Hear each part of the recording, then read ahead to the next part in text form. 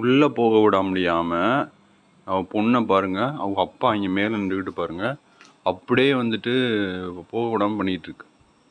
இது பாவம் இங்கே பயந்துட்டு வந்து இங்கே நிற்கிது. உள்ளே போக விடுறதில்ல நீ. லாவிஷ்,